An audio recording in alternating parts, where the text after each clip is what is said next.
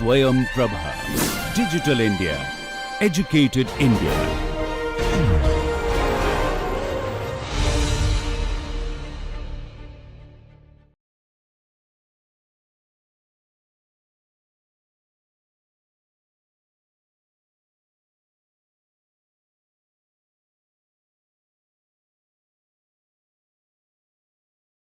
Hello everyone.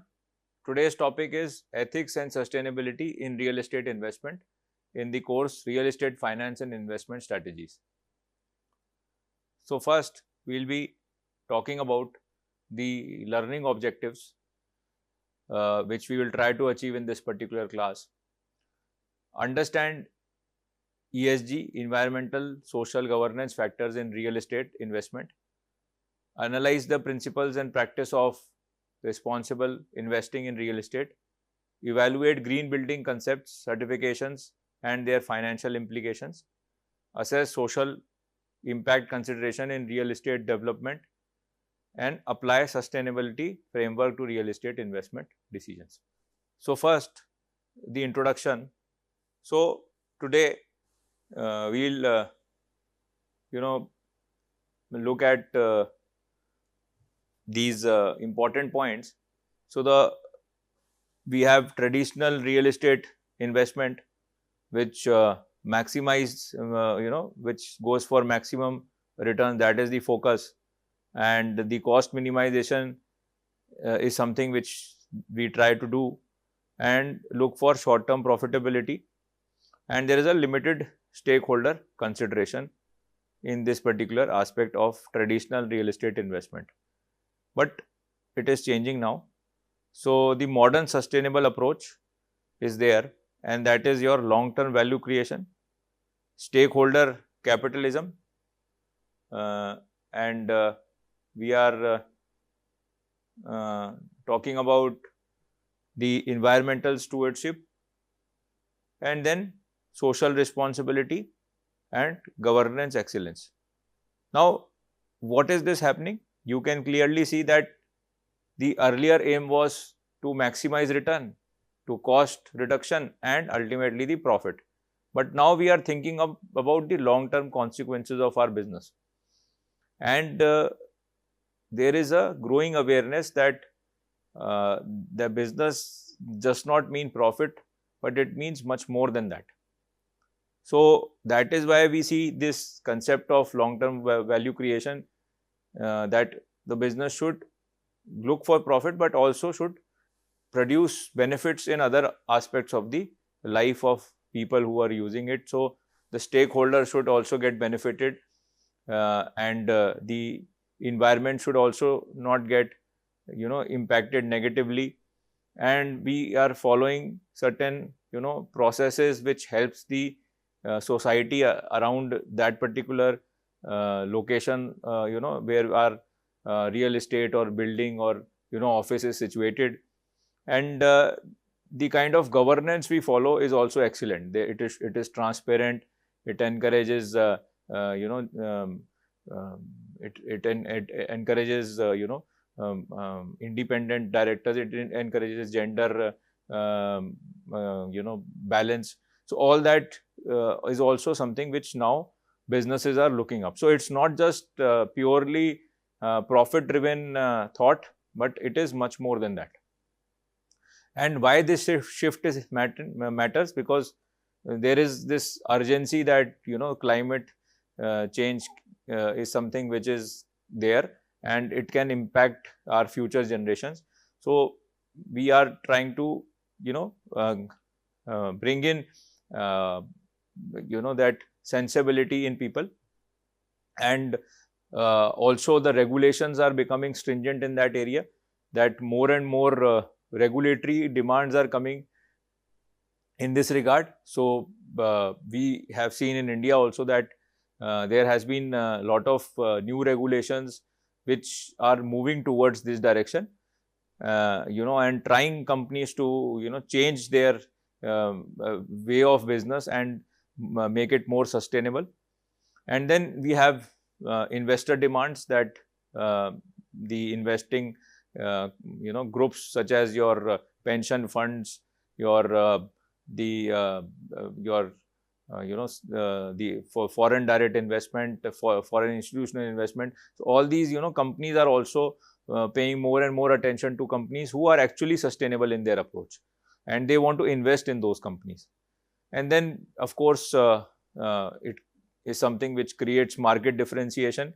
It highlights your company that we are following a particular sustainable approach, and that is appreciated by the society overall. And also many times we have seen that these approaches are not against the profit. They are many times they are actually helping profit in longer run. So risk mitigation is also being achieved through these efforts. So that is how this overall paradigm shift is taking place. Now, what is ESG in real estate? So ESG basically means environmental, social and governance factors that measure sustainability and ethical impact of investment. So it's something which is it's a measure that is looking towards the environment sustainability, social sustainability and governance sustainability. And in environment, basically companies will focus on energy efficiency, carbon emissions, resource consumption. And in social, they will try to see that what is the community impact, what is the whether they can help in affordable housing, health and safety of their employees and the people around that establishment. And the governance will be the transparency, ethical business practices and stakeholder engagement. So all that will be your environmental, social governance that is becoming very crucial in all parts of the business, and real estate is also not aloof from that. Then market size is also significant. Global sustainable real estate investment now reaches 3.7 trillion, and this is very because lot of investor are actually investing only in ESG compliant companies or companies who are following ESG standards. So that is why this is becoming more and more global in phenomena. And then Indian green building market, which is around 50,000 crores by like the end of the year. So you will see that more and more green building adoption in the form of LEED certification, that is also green building certification, that is also taking place. And then ESG focused real estate funds are growing at 20% annually. So this also is steadily increasing, that more and more investors are now looking for companies who are more sustainable in nature, and these funds actually want to invest in only those companies who are ESG compliant. Then business case for ESG. So we have seen that when we said that these sustainability approaches are not working against the profitability, but they can increase profitability in longer period of time. For example, the financial benefits which we can get from it. So 7 to 10% premium in property values, 3 to 5% rental premium from green building, 20 to 30% reduction in operating costs, because your buildings will be more energy saving buildings, and we have seen that commercial buildings, specifically office buildings, are very energy intensive. So that is why if the requirement for your HVAC and other utilities goes down, so that helps in the lowering of operation costs. So that is something which we can expect from these. And then lower vacancy rates, because more and more company wants to open their offices in such marquee properties. So that is why the lower vacancy rates is also there. And then risk mitigation is also something which we are achieving through this. So regulatory compliance, we are becoming more and more regulatory compliant when we are going for ESG. So that is again advantage. Then climate reduction, we are participating in the climate risk reduction. So that is also improving the overall scenario, not just our business. And then reputation protection is also there, that because we are doing so much for the overall good, so we project a good image in public.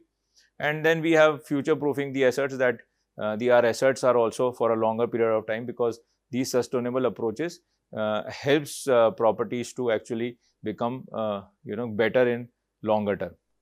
And then we have Indian market evidences. So we have green certified buildings in Mumbai showing 15% higher rentals.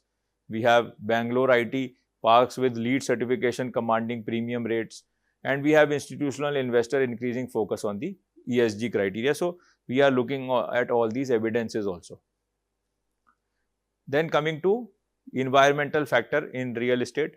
So we can see that carbon footprint. So it embodied carbon in construction material. Then we have operational carbon from energy consumption and transportation carbon from location choices. So these are the areas where a building or a real estate can actually impact environment, and that is through the carbon footprint it is producing. So in the form of construction material, because cement we understand that is there, and operationally we will be consuming energy, whether we are talking about HVAC, whether we are talking about other utilities. And then of course a particular real estate will be used by the user. So for example, for office building, the office workers will be coming from far off places, so they will be using transportation, and that will also impact the environment. So these are the carbon footprint points. Then we have resource efficiency. So water conservation and management plays a crucial role, whether you talk about STP, whether you talk about better water conservation of rain and all that. So water conservation and management will be another crucial part of this, and water waste reduction and recycling. So as much as possible, we should try to produce less waste and try to go for recycling. And then energy consumption optimization is also something which is a noble goal in the sustainable buildings. Also we try to do that. So that is why this is something which should be encouraged. And then we have climate resilience, which is another important environmental factor, because extreme weather adaptation is there. We have to basically work for that. We are able to adapt to this extreme weather conditions. And then flood and drought resistance. So that we have to create plans for this, and temperature regulation capabilities. So these are some areas which can impact real estate. And then biodiversity impacts are also there. So for example, land use consideration, ecosystem preservation, and urban green space integration. So these are some biodiversity points which can impact the real estate.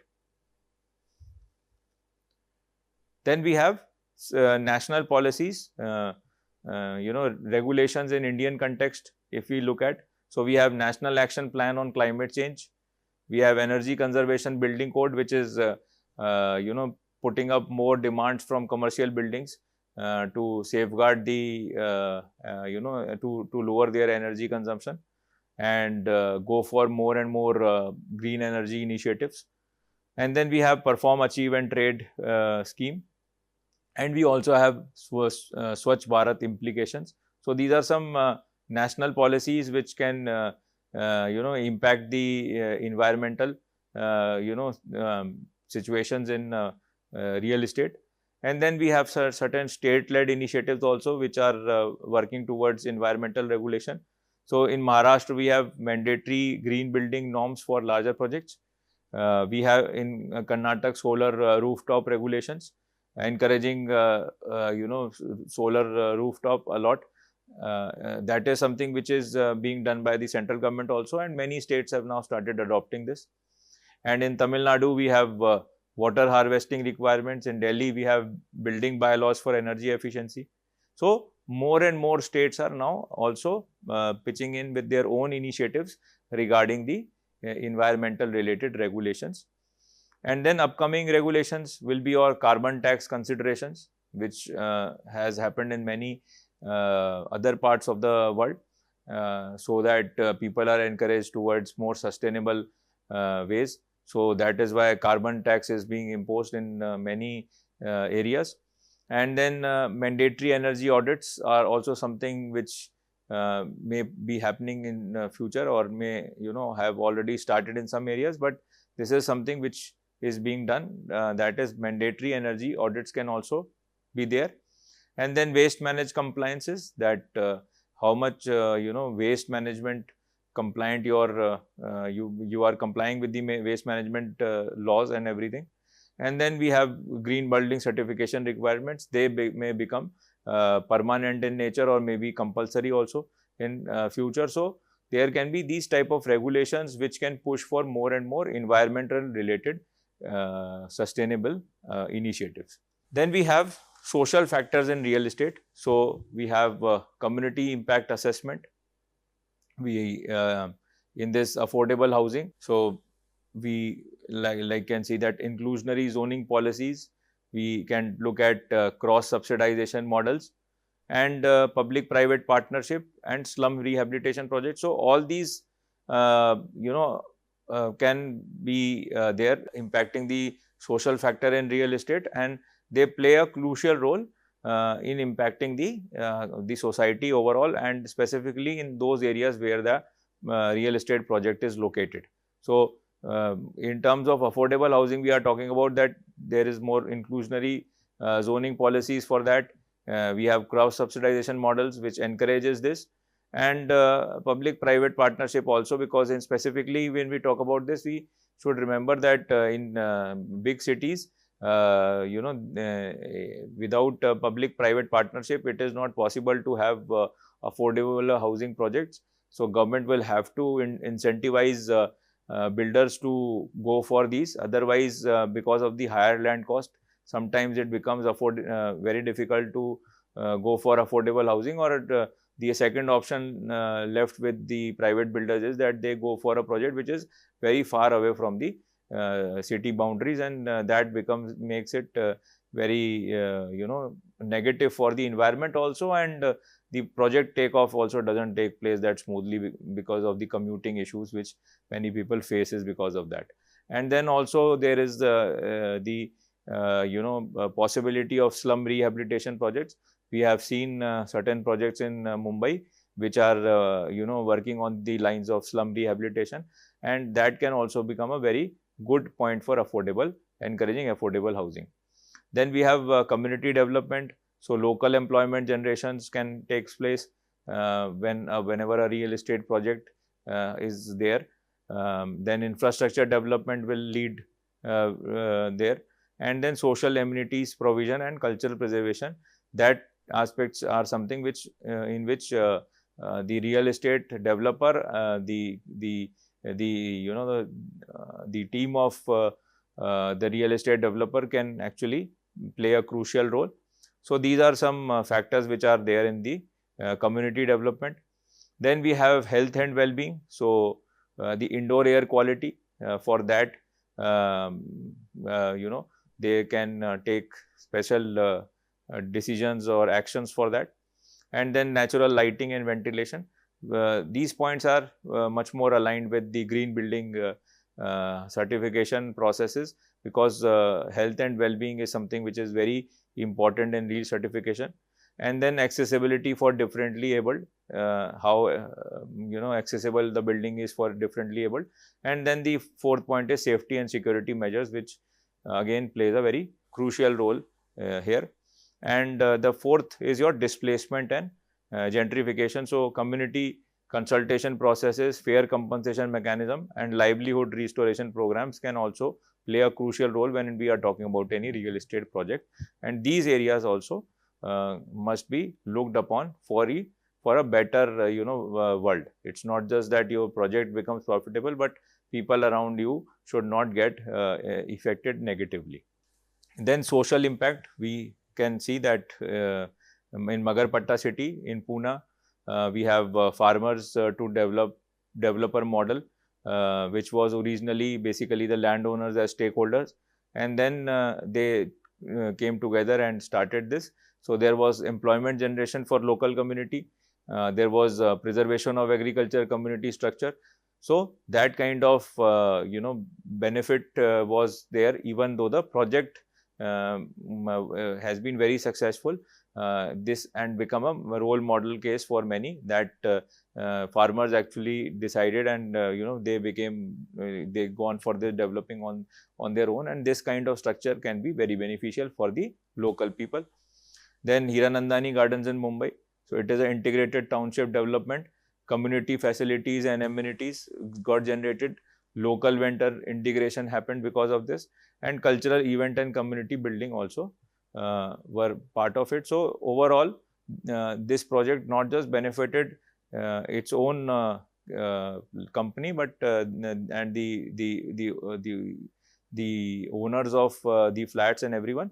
But apart from that, the other regional people are living near that that particular project were also benefited. Then Infosys campuses, local employment priority. Wherever the campuses of Infosys open, they give priority to local employment. Skill development programs, encouraging skill development of surrounding people so that they become, like they get advantage of presence of Infosys. And community outreach initiatives and environmental education program are also taken time to time at these campuses. And then there are challenges. So gentrification in areas like Bandra Kurla complex, it's a big challenge. BKC is a very costly and prime location. So there is this issue. Then we have displacement issues in urban redevelopment. So sometimes when the project starts, there will be displacement of people who are living already there. So many times they generally see that the poor people get disproportionately impacted by it. So that kind of challenges are there, that you can provide them good employment, reasonable employment, and that their livelihood is not impacted. And then balancing commercial viability with social goal is also something which is a challenge, that you may look for profit, but how to bring it in line with the social goals of that area. So if that is achievable, that will be the win-win condition for both. Then we have governance factor in real estate. So corporate governance excellence. So first we will talk about transparency and disclosure. So financial reporting standards are followed or not, that is a crucial factor. Then project status communication, how well you communicate the project status, that will bring transparency. And stakeholder engagement, how you are engaging the different stakeholders, that will also create transparency for everyone. And the conflict of interest management, that in case of any dispute, how you are managing those disputes is something which can bring more and more transparency in this area. And then we have ethical business practices. So anti-corruption measures. So what measures are there in case somebody in your organization goes for corruption route, and how you can safeguard or control that.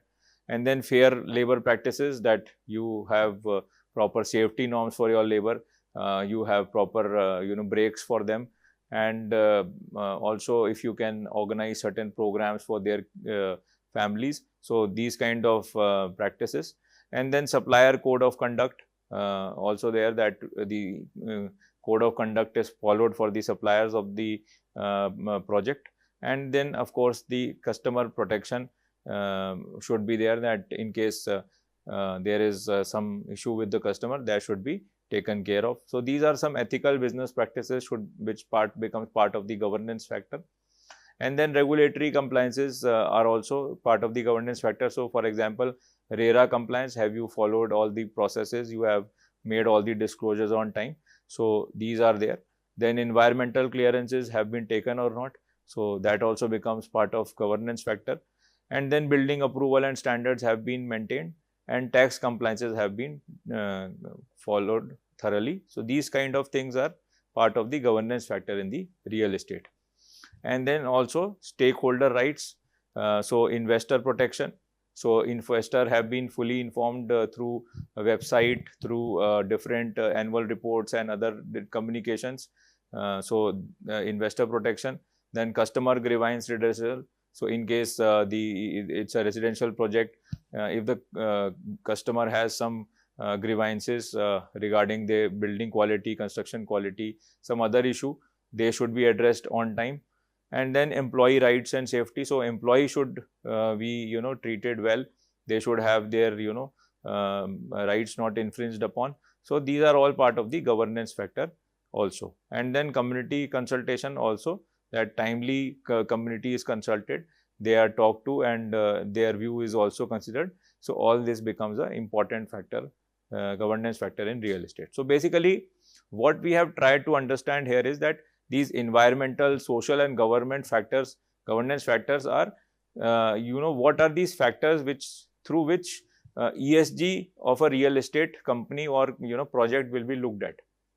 So when a particular authority, ranking authority or point giving authority who is evaluating the ESG performance of a company, they will evaluate the performance of that company for ESG in terms of all the points which we have discussed. So if in governance they find that all these points which we have just discussed, the company is doing well, then they will mark them accordingly, or if they are not doing well, then they will mark them accordingly. So this kind of ranking system and how the company is performing in all these areas and behaving basically in all these areas, so that becomes a crucial ranking criteria for the proper agency. So this is what we have tried to understand through these environmental, social and governance factors which we have just seen. Then we have RERA and governance transformation. So RERA post 2000 and pre 2017, we have seen that RERA has brought in a lot of transparency, consumer protection, developer accountability and impact on industry. And so basically all these points are pointing towards that only, that whether it is your mandatory project registration or which is encouraging transparency, or whether it is your defect liability period or separate project accounts which is giving the consumer protection, or whether it is your track record evaluation or financial capability assessment which is there for developer accountability, or if there is a consolidation of reliable developer, improved project delivery timeline. So basically impact on the industry. So these points, all these points are telling us that RERA has impacted the governance a lot and has actually cleaned this particular industry a lot, and has made it more consumer friendly.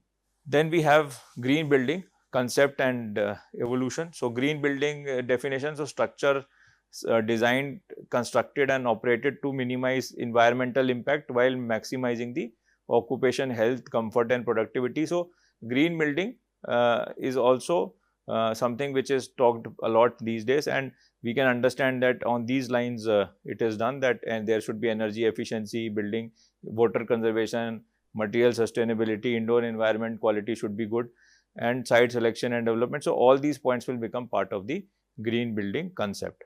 And this is not a new concept, though the current form is much more different from when it started in 1970. So from 1970 to 2020, from energy crisis driving efficiency focus to today looking at net zero and carbon neutrality goals at 2020. So there has been lot of pickup in the green building area. Then we have green building certification. So we have LEED, which is the topmost name in this area. We also have building research establishment environment assessment method, UK originated standard. And then we also have Green Star in Australia, which is comprehensive rating system for this, which gives local climate consideration also. So all these are different global standards which are giving the green building certifications. Then in India we have IGBC, that is Indian Green Building Council. We have GRIHA, which is Green Rating for Integrated Habitat Assessment, and we have BE Star rating. And so these are some important ratings which are focused in India, and there are multiple similarities between them and the global international peers of theirs.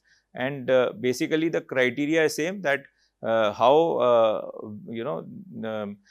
green a particular building is, that there are certain parameters on which a building will be assessed, and on the basis of that it will be certified as a green building. So there are different levels it will be able to achieve, and so many things are similar in these systems, but maybe the application here will be more focused towards India.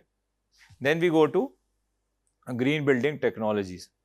So we have energy efficiency technology, we have building envelope, so high performance insulation, low E glass window, cool roofing material, natural ventilation system.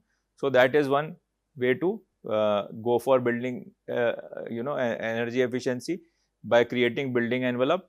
So so that we have better ventilation, we have better roofing material which helps in cooling the building. And then we can talk about proper HVAC system which helps in this area. So variable refrigerant flow, energy recovery ventilators, smart thermostats. So all these will be part of the HVAC system and will help in green building technologies in making more and more better and better green buildings. And then we will have renewable energy. So we are talking about solar photovoltaic systems, solar water heating, wind energy, geothermal system. So all that will be part of the renewable energy, and this will also help in green building initiatives. And then we have of course smart building technologies, which includes building management system, IoT enabled monitoring. With the advent of artificial intelligence, now we have artificial intelligence optimization and automated lighting control. So all this will be part of the green building technologies. Then we have water conservation technology. So we can talk about rainwater harvesting. Whether it is rooftop collection systems or whether it is storage tank solution. So there are different rainwater harvesting techniques which can be used. Then wastewater treatment, so sewage treatment plant, construction wetland. So that is there. We have water efficiency measures like low flow fixtures and fittings, drip irrigation systems, so leak detection system. So this way water can be conserved in multiple ways, whether in the form of rainwater, wastewater, or water efficiency can be increased. So all these are there, and we can see that there are certain success stories, such as in Infosys Pune 50% of water consumption reduction is there. ITC Green Center zero water discharge they have achieved, and Suzlon One Earth, they have rainwater harvesting success stories. So there are multiple companies who can share their success stories in these areas. Then we have sustainable material and construction. So we talk about material selection criteria. So local and regional material, reduced transportation impact, support for local economy, climate appropriate choices, and cultural compatibility. So when we are selecting material, we should go for more and more local and regional material. We should try to go for recycled and renewable content. So fly ash concrete use will be there. So that kind of way to select materials. Then low environment impact. So the material which we select should have low environmental impact. So we should go for low volatile organic compounds, because they can be very dangerous for anybody's health. That we should go for. And then end of life recyclability, durability, and longevity. So when we are choosing material, these things can help us in achieving the sustainable material. And then there are certain Indian innovations which we should talk about, like fly ash bricks replacing the clay bricks, or bamboo construction techniques, or industrial waste utilization. So all these are some Indian innovations also which are there. And because this sustainable material will have to be a local level techniques will have to be developed and utilized for the local materials which we use. So these kind of approaches can be very good for sustainable buildings. Then we have financial analysis of green building. So initial investment considerations. Premium cost will be there, 5 to 15% for green features. Extended design and planning phases would be there, but there will be operating benefits. For example, energy cost saving could be around 20 to 30%. Water cost reduction can be 30 to 50%. Maintenance cost reduction can be around 10 to 15%, and productivity improvements can be there around 5 to 10%. Then financial returns, payback period would be around 3 to 7 years. Enhanced property valuation would be in the range of 7 to 10%, and rental premiums which they can command will be around 3 to 5%. So there will be improvements in the financial returns also.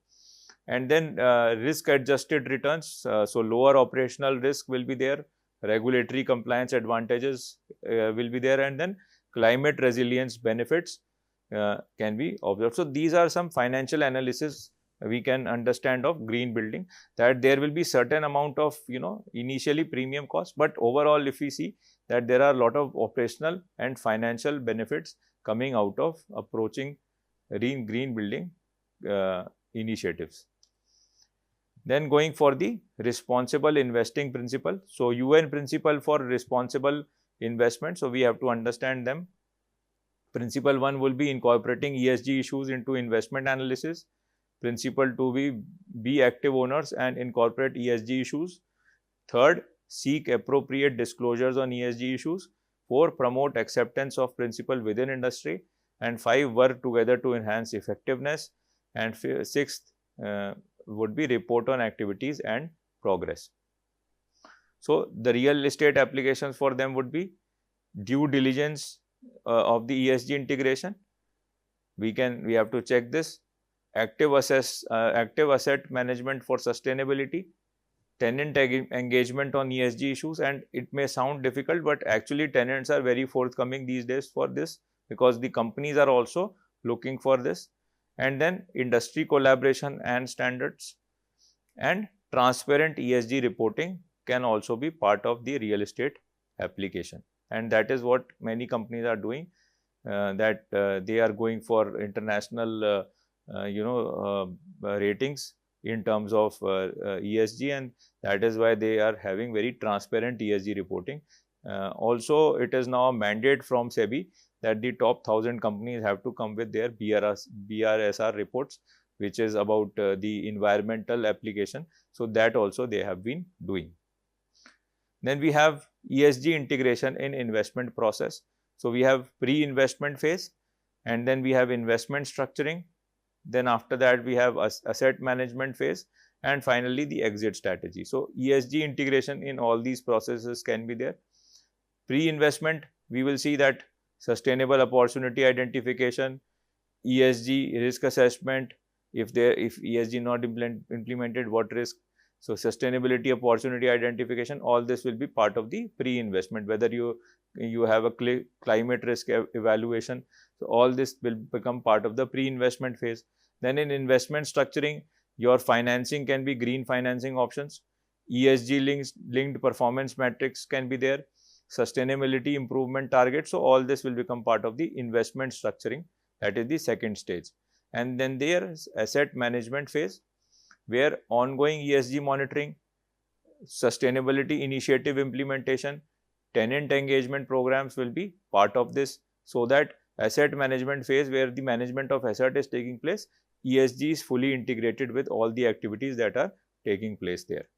And then exit strategy will be ESG value creation, documentation, sustainability credential marketing, because that is very important, that if you have done sustainability related initiatives such as green building, you have a LEED certified green building, then you can advertise, you can market that, you will get more and more marquee tenants in your building, and you will also have a much more respectable name in the social areas around you. And then future buyers ESG requirements may be there, so the exit strategy can also be formulated on the ESG integration.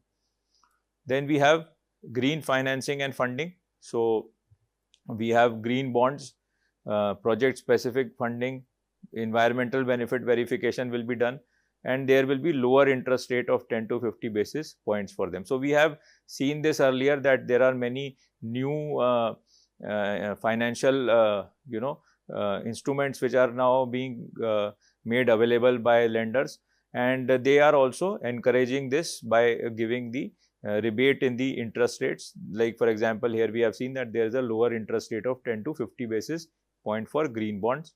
Then talking about the sustainability linked loans, so performance based pricing, ESG target achievement rewards will be given in the sustainability linked loans, that if you achieve a particular ESG target, you will get a rebate in your interest rates. Then green mortgage, so energy efficient property loans, preferential interest rates, government incentive integration will come as part of the green mortgages, and they will also encourage builders and developers to go for real estate which is more sustainable. And then Indian market developments are such as we have discussed earlier. For example, SEBI green bond guidelines, RBI priority sector lending, SIDBI green financial schemes, and state government incentive programs. So there are a lot of programs or policies which have been formed by government to encourage this. Then we have social impact investment. So we are looking at affordable housing initiatives. So here we have cross subsidization models, mixed income developments, premium project profit subsidizing affordable units. So some part of it is premium project, other part is affordable, a mix of that. So these kind of cross subsidization models. Then impact investing, so patient capital provision, below market rate return acceptable, social outcome measurement, and community development focus. So for the development, community development focus, maybe there can be situation where you are actually trying to invest because of that and not because of the profit only consideration, and so you will try to encourage social betterment through your investment and go for such projects which is helping in that. Maybe the profit might not be there in that level, but community development will be the focus of these initiatives.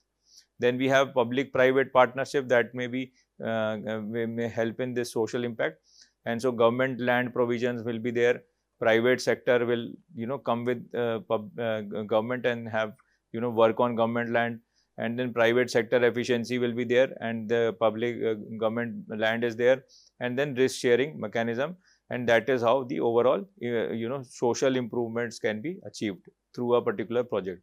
Now here we have certain case which points towards this. So for example, case study of Tata Housing, we have Shubhgriha affordable housing, which is innovative construction technologies have been used, community development integration is there, and the financial inclusion facilities have been introduced in this. So these kind of public private partnership projects can also come in and help in social impact of through these projects. Then health and wellness real estate. So we have well building standards for which focus on human health and wellness. Here we have 7 categories, so air, water, nourishment, light, fitness, comfort, mind, and then performance based certification. So all these will be part of the health initiatives, health and wellness initiatives. And then key features here would be indoor air quality monitoring, fitness facility integration, stress reduction. So here also real estate can contribute in health and wellness. So Indian adoption would be, we have WeWorkspaces implementing well features. So these features, well features are being integrated in Indian WeWork co-working spaces. So there they are using this concept. Then corporate campuses focusing on employee wellness. So more and more real estate companies and projects are using these standards for the health and wellness of the stakeholders, whether it is employees or people who are living in those buildings or using those buildings. So marketing implications can be very positive for these buildings. So premium pricing for wellness features, tenant retention improvements, productivity enhancement will also be there, because people, if they are health and wealth, if they are healthy, they can be more productive. So that way these market implications are very better in that way. Then we have climate risk and resilience. So we have physical climate risk, which we have to understand that acute risk, for example, are extreme weather events, flooding and cyclones are taking place. All these are indicating that there is a climate risk which is there, and this is causing all that, the climate change, like for example extreme weather, flooding, heat waves, infrastructure disruption, or for example chronic risk are there, for example like sea level rise. Many areas which are close to sea, they are facing these, that there is a constant sea level increase. And then temperature changes slowly and gradually.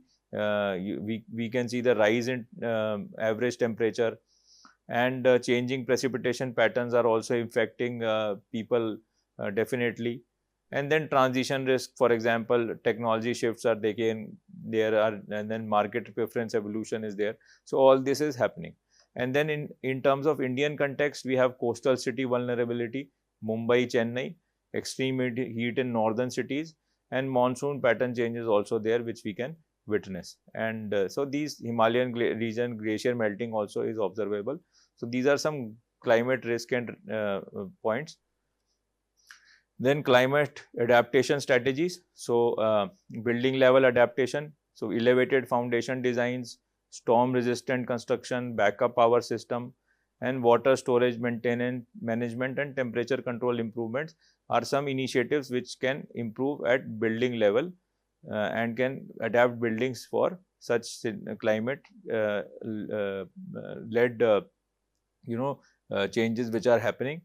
And then we have portfolio level strategies. For example, instead of only buying in a sea nearby area, you can diversify and go away from that.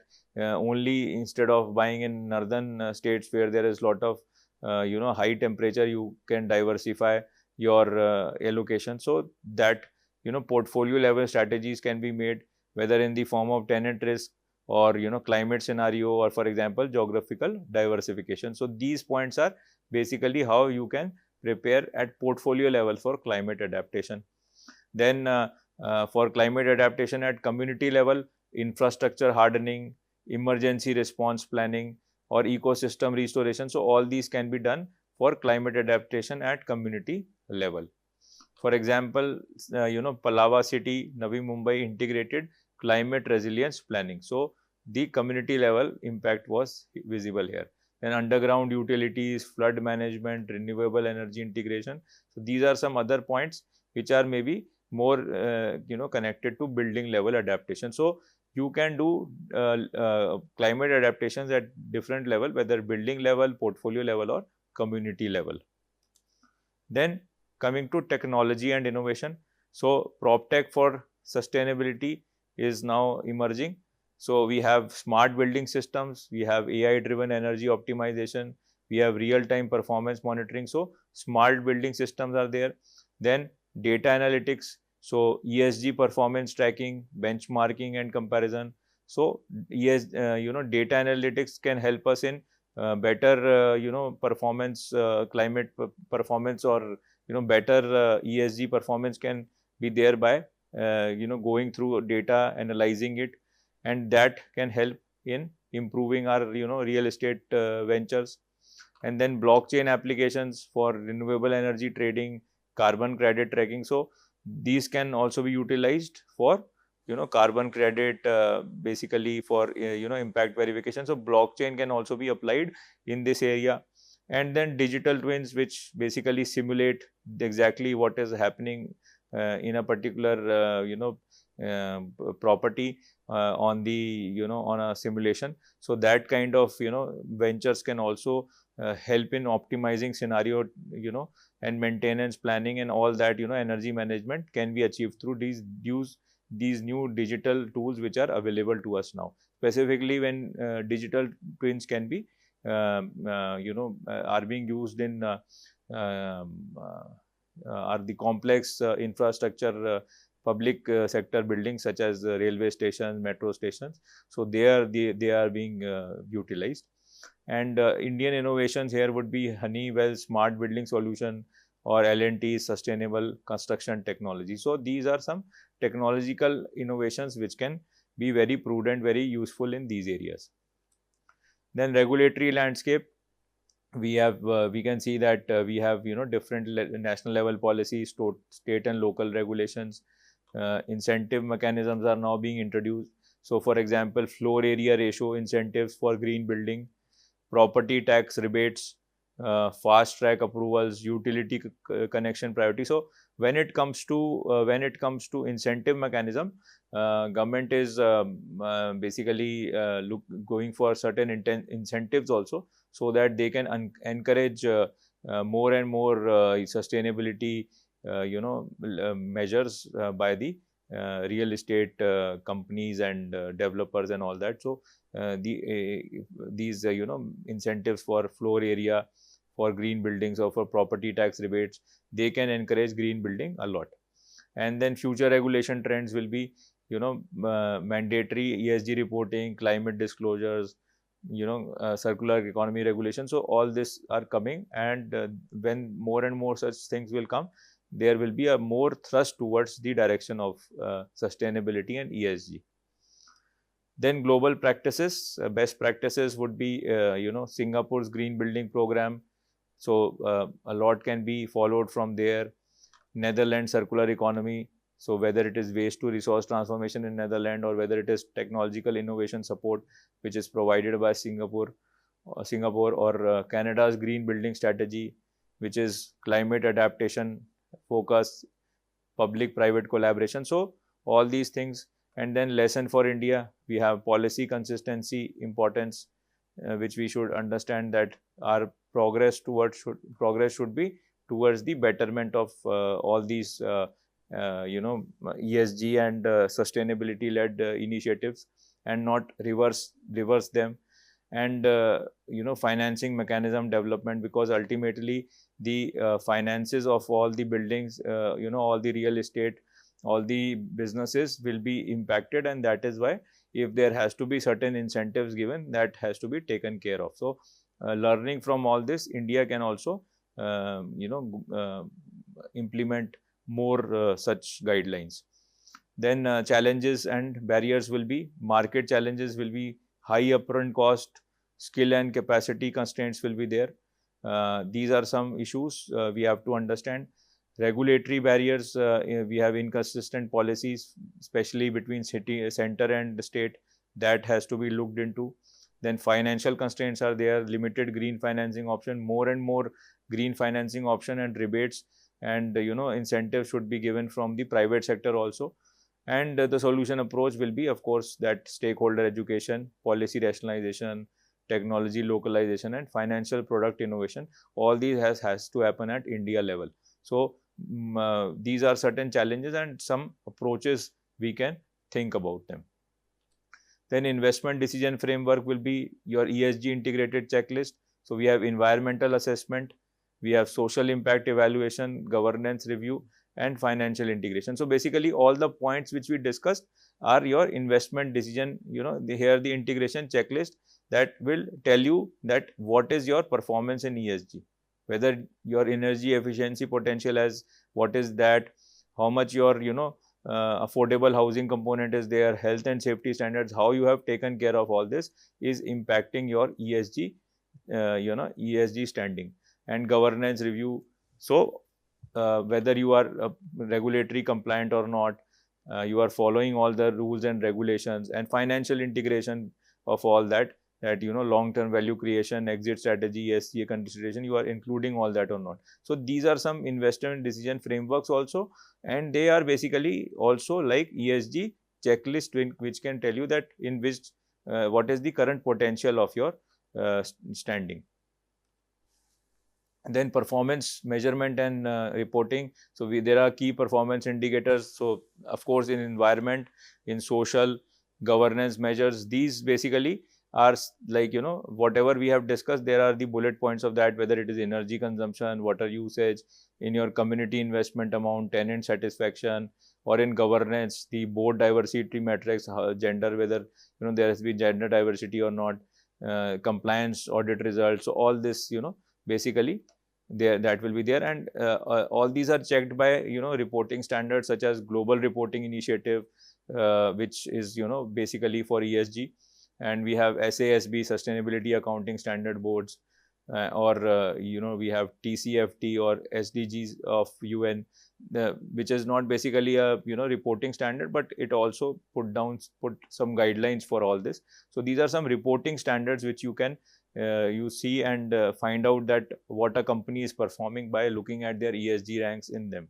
So that is there, and apart from that, you can also look for Sustainalytics, which gives a rank for how the company is performing in different indicators of ESG. Then future trends and opportunities. So emerging trends, we have net zero buildings coming. More and more of that we will see, because now in 2020, since 2020 that has been the thrust of this ESG. We have circular economy principles being followed, how to save waste, recycling, so basically that, and then biophilic design, so natural integration in building, then smart city integration, so IoT connectivity, all that for reduction in energy consumption, and market opportunities, that growing ESG investor base and regulatory requirement, and tenant preference evolution. So all this will be your future trends in this area, that you will see more and more sustainable move towards the sustainability. And then we go to risk management. So ESG risk categories, your environmental risk, your social risk, governance. So all these points which we have discussed basically becomes the risk areas for the ESG. And when we try to control all of them through different strategies which we have discussed, that way we can mitigate these risks.